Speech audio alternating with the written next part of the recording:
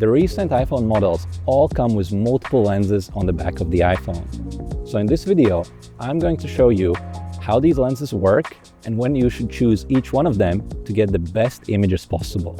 Now, it might seem like a trivial question. Who doesn't know how to choose a lens? You just pick one lens if you need to zoom in, or a different lens if you need to zoom back out.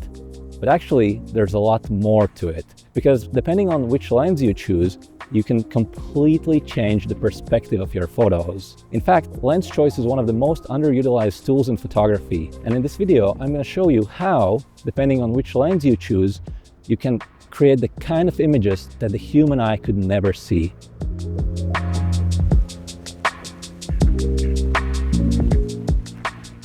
Now we've come here on this beautiful fall morning, and in front of me I have River Daugava and the beautiful suspension bridge. And what's great about being here in the morning is that we have this fog that's partially covering the bridge. So I think it's going to make for some great photos. Let me open up my camera and let me show you.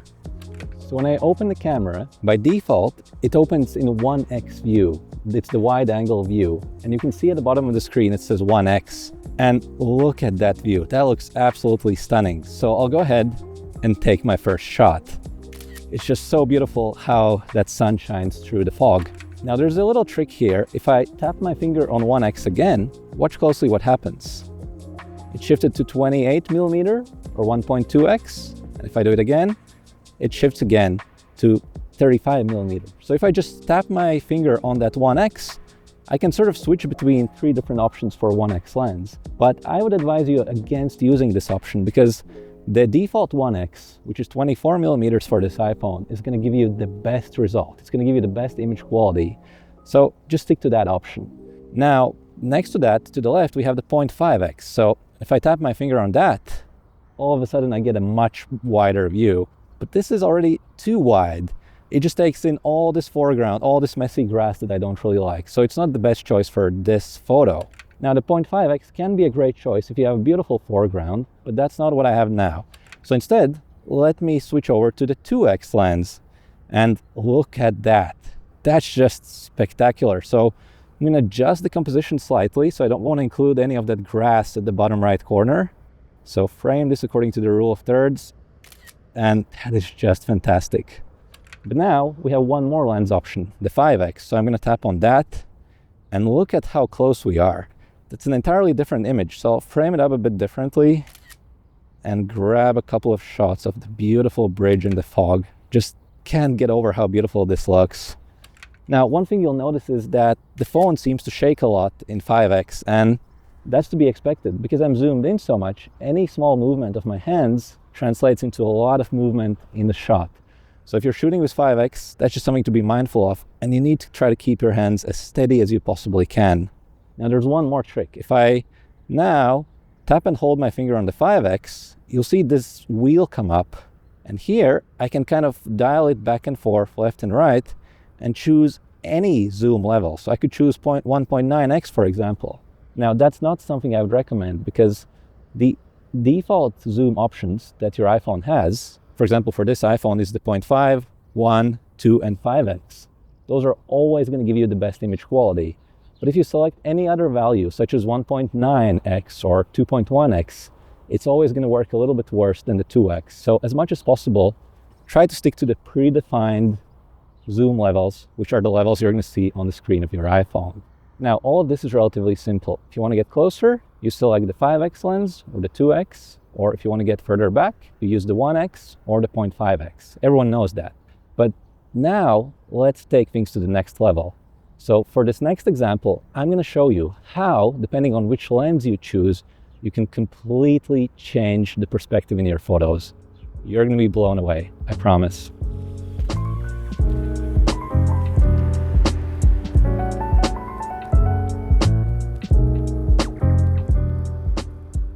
So here we are at the next location, and for this I've chosen to take pictures of this beautiful sculpture. So it's a person enjoying the beautiful view. And I'm going to start by taking my first shot using the 0.5x lens, the ultra wide. So if you look at this through the lens of my iPhone, you're going to see that the ultra wide really stretches things out. It kind of creates this exaggerated perspective. For example, the right arm of the sculpture appears much bigger than it otherwise would. And just in general, all the proportions of this already kind of interestingly shaped person, they're kind of stretched out even more. So it's a very creative, very unique perspective. And I'm going to go ahead and grab a shot. But before I do, I notice that there's this pole on the right. So if I just move a tiny bit to my left, now the pole is hidden and I can go ahead and take my first shot. Now, what's interesting about using the 0.5x is that any small changes in the angle are really going to get amplified. So if I get lower now, you'll see how different that looks. Again, now that arm that's closer to me looks even bigger, and it's just a really interesting, really unique angle. So I'll grab another shot here. So with the 0.5x, you can really show exaggerated shapes and perspectives. But now, let me show you what happens if I take just a couple of steps back and take another shot. So follow me. So I've taken a couple of steps back, and now let's switch over to the 1x lens. So here, the sculpture is roughly the same size, at least in terms of how much space it takes up on the frame, but it already starts to look different. So I'll grab a shot, and you'll notice that now the shapes of that sculpture aren't the same anymore. It's just kind of like a different sculpture almost. And you're starting to see how the lens you choose affects the perspective and the shapes of objects in your pictures. But to really drive this point home, let me show you what happens if I keep walking back. So I'll move back some more. And now I'll switch over to the 2x. Okay, that's interesting. So here, the sculpture is still roughly the same size. But what's happening is that, again, the shapes of the legs versus the rest of the person, and the arms, it's just starting to get different. So what's happening here is that the proportions of the sculpture, as I walk back and switch to longer and longer telephoto lenses, the proportions of the sculpture start to get compressed together. So when I was really close to the sculpture, it was kind of stretched out. Everything was further apart. But as I'm walking further and zooming in, the sculpture itself starts to get compressed. And what's also happening is that the background is actually now much, much cleaner. You'll see that there's pretty much nothing except that clean background behind the sculpture. And that's another secret. If you use a tighter focal length, such as the 2x, there's just going to be less distractions in the background. And it just becomes easier to get a clean shot without any lampposts, trash cans, or anything else you might not want to include in your shot. Now, for the sake of demonstration, I'm going to keep walking back. And I'll walk quite far now because I want to frame up the same shot, this time using the 5x. Let's see, so I'm going to switch to 5x, maybe a couple more steps back. And here, the sculpture is still the same size, but it's so different now. Can you see it? It's almost like it's not the same sculpture anymore.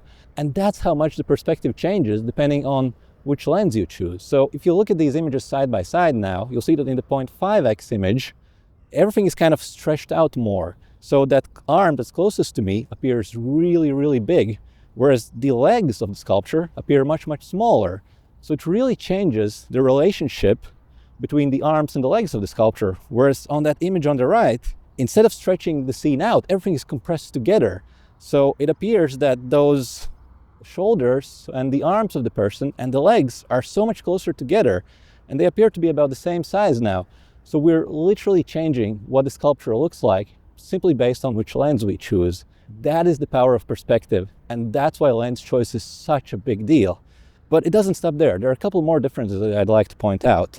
One is, pay attention to the size of that grass field in front of the sculpture. So in the 0.5x, it sort of looks like the sculpture stands in this like giant field of grass. It's almost like a football field, right? There's just so much grass all around it. So the 0.5x really expands the foreground. It makes the foreground look huge. And then what's in the background, for example, those railings next to the river, they appear really, really tiny. So it stretches out this field around the sculpture. It makes it appear huge, but the background becomes really, really small. Now, if you look at the 5x, it's really the opposite. The field of grass where the sculpture is sitting is very, very small. It's almost like a really tight space. That railing behind the sculpture is actually quite big. And you'll also notice that there are far fewer distractions in the frame because I'm taking just a tiny bit of that background. So how cool is that? Simply by changing which lens I choose, I can completely alter the scene. I can literally take pictures of two different sculptures because they just look so different depending on the lens choice that I make. So this choice is such a big deal, and it allows you to show the world in a completely different way compared to how the eye sees it and compared to how everyone else is taking these pictures. Now, I know it's also a bit counterintuitive, so let me show you just one more example that might be a little bit easier to grasp.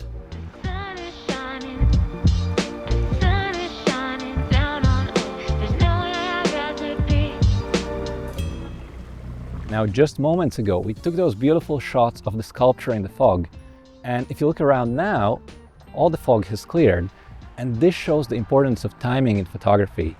If we had come here just a little bit later, we would have this beautiful sunny day, but there'd be no fog at all. And none of the images we took this morning would have been possible.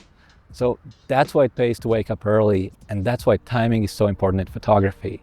But now let's get back to the topic of lenses.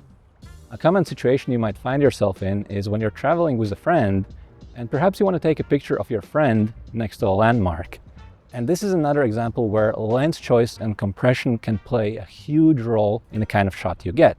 For example, here I have my friend Alice with me, and right behind her we have the President's Palace. It's one of the landmarks of the city of Riga. And if I frame up the shot and if I want to capture both of them, you'll see that I have a bit of a problem because the palace in the background is really, really small. It's far away and it's not a great shot. I don't really see that she's standing next to this palace. But let me show you what happens if I start changing the lenses.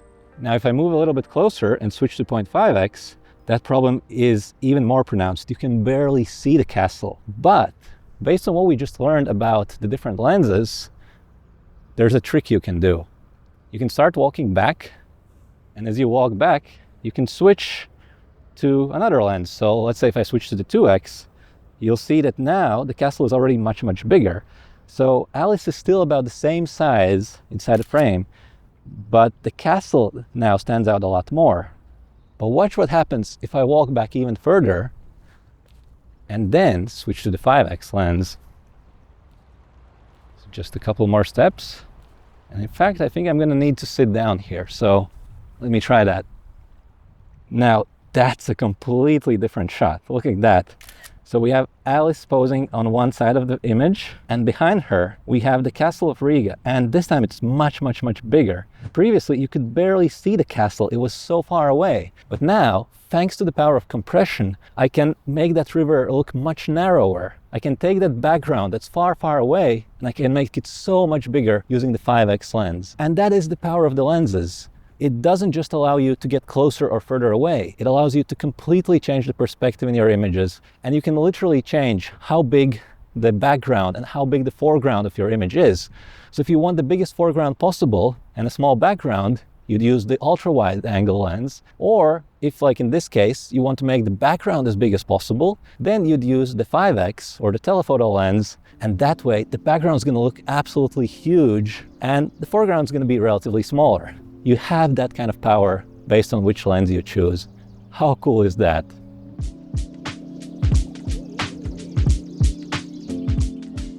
Now, we've talked a lot about perspective and compression and how the kind of lens you choose affects what your images actually look like. But we haven't yet answered a simple question, which is which lens you should actually use. And obviously it depends. There's no one size fits all when it comes to lenses. So let me just briefly walk you through the pros and cons of each of the lenses. So let's start with the 0.5x, the ultra-wide lens. Now, the 0.5x is a very creative lens. It really distorts perspective. It allows you to emphasize different shapes or forms and to create this kind of stretched out look that's really unique, really creative, but it's definitely not a natural look.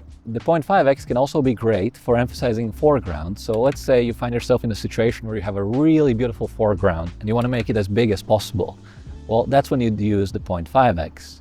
On the other hand, often when you're shooting, especially in the city, the foreground might be too busy, or maybe there's some mess in there or some trash cans or lampposts. And in those situations, the 0.5x can be a challenge because it's more difficult to get a clean shot. Now, when it comes to taking photos of people, the 0.5x is generally not the best choice because it gives you this really distorted, really unnatural perspective. So someone's face might not look that appealing on the 0.5x, even if they're very beautiful in person. However, you can sometimes create a really special portrait using the 0.5x, especially if you're going for a more aggressive look. That is definitely possible, but these are the exceptions, and 0.5x is generally not the right lens to use when taking photos of people. Next up, let's talk about your 1x, your wide-angle lens. And this is important. The 1x is still a wide-angle lens. It's still a distorted perspective. So the 1x might be similar to what you see as a human in terms of field of view. So in other words, if I sit here by the river and if I look at it, I see about as much of the river as I would see if I was using the 1x lens. But at the same time, it does not give me the natural perspective. It's not the same thing that I see with my eyes. The 1x still distorts things. So once again, if I'm taking photos of people, the 1x might be fine for a group shot. But if I start to get too close to my model, it's going to distort her face in a way that's not pleasant. So again, 1x is generally not the best lens for taking photos of people. However, where the 1x really excels is image quality. Across all the iPhones ever made, it's always been by far the best lens in terms of image quality. So if you're shooting in low light, or if you really need a high quality image, a sharp image, a perfect image, then 1x is the lens to go. It shoots far better images than any other lens on the iPhone. And that's why oftentimes 1x is going to be a great choice for you. Then let's talk about the 2x. So the 2x is already a telephoto lens, and it's actually perhaps my favorite lens. I think I tend to use 2x more than 1x in my own photography. And there are a few good reasons for that. Probably the biggest reason to use 2x is the natural perspective. So the 2x gives you the kind of perspective that you would see with the eyes. So if I'm taking a portrait photo using the 2x, I'm going to get the same kind of perspective that the human eye gets when they look at another person. It's a very pleasing, very beautiful look, and 2x is great for portraiture and photos of people. Now, as a photographer, you always have a choice when you're taking pictures, and it's the choice of what's going to be in the frame and what's going to be out of frame. And with 2x, you can actually leave more outside of the frame so that only the important parts stay in, and it gives you a cleaner, simpler picture. And oftentimes in photography, cleaner and simpler is good. So I really love the 2x. But one thing to know about the 2x lens is that in the latest generation of iPhones, it's actually not a physical lens. So you have 3 lenses here on the back, but 2x is not one of them. So what's really happening is that the 2x is a digital lens in the sense that it takes the middle section of the 48 megapixel sensor and it just uses the middle 12 megapixels out of that. So without getting too technical, that means that it's not nearly as good in terms of image quality as the 1x lens, but still, it is very good. I would not complain about the image quality of 2x. As I said, I use it all the time, and that is my overall favorite lens on the iPhone. And finally, you have the 5x lens. Now, 5x is, again, not a natural perspective. It is much more compressed, so objects that are far from each other are just going to appear closer. So it literally pushes the scene or compresses the scene together. And that's a different kind of perspective from what the eye naturally sees. Now, if you really need to get close to something, so let's say there's a boat far in the river, and if I want to take a picture of that, obviously I'm going to use the 5x lens. At the same time, I think it's not as useful in most photography situations as the other lenses, simply because of that compressed perspective and the narrower field of view. You just don't see that much in the 5x lens. There are times when it's perfect. For example, when we were taking the shot with the castle in the background, it was the 5x that allowed us to make the castle big so that it would actually stand out in the frame. Or perhaps if you're shooting a landscape, you have some mountains in the distance and you want those mountains to look as large as possible. So you can really make them huge using the 5x lens. But in most photography situations, it's just a little too close, to be honest with you. And when you're taking photos of people, the 5x can work well if you're doing a close-up headshot. So if it's a very close portrait, the 5x can actually give you a very beautiful, very pleasing perspective. You can really create some beautiful intimate shots with the 5x lens without having to get too close to the model, so they're not going to get uncomfortable. It can also be great for street photography. You can get really close to people you don't know. So there are benefits to using the 5x lens. But in most photography situations, including portraits and photos of people, you're going to get better results and a more natural perspective using the 2x lens, which is why that remains my overall favorite. Now, as you can see, there's no such thing as the perfect lens. That's why you have multiple lenses, so you can make a creative decision. But the important thing to remember is that when you're changing the lenses, you're not just zooming in or zooming out. You're also dramatically changing the perspective. You're literally changing how you show the world to viewers. And you have the flexibility to show things to people in a way that the human eye could never see them. That's really powerful. And if you remember that, you're so far ahead of most iPhone photographers. This video was a free preview of my iPhone Photo Academy online course. In this course, you'll discover everything you need to know to take stunning photos with your iPhone. So if you'd like to take the kind of photos that will leave your friends and family speechless, please take a look at the full version of iPhone Photo Academy. You'll find a link in the description right next to this video, so click on that link right now, and I'll see you inside the full version of the course.